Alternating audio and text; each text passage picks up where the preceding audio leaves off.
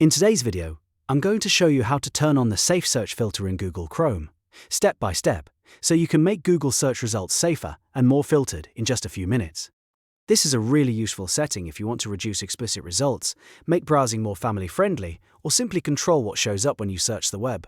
If this video helps you, be sure to hit that like button and subscribe for more quick and easy tutorials like this. Now let's get into it. First, open Google Chrome on your computer. Once Chrome is open, go to the Google homepage.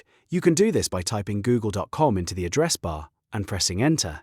When the Google homepage loads, look to the bottom right corner of the page. You should see a Settings menu there.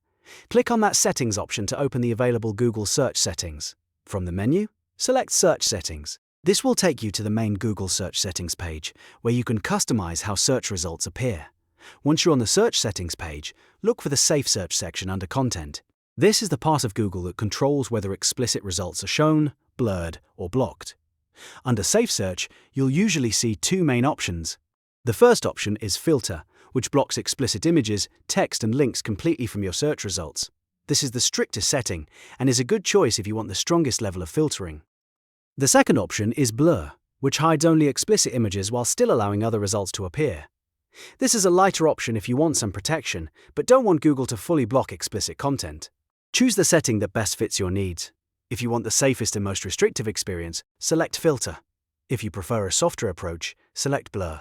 After you make your choice, make sure the setting is applied before you close the page. In many cases, Google saves the change automatically, but it's always a good idea to double-check that SafeSearch is turned on the way you want it. And that's it. You've now turned on SafeSearch filter in Google Chrome.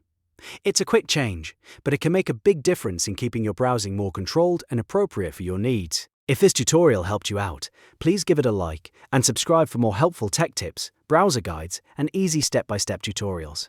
Thanks for watching, and I'll see you in the next video.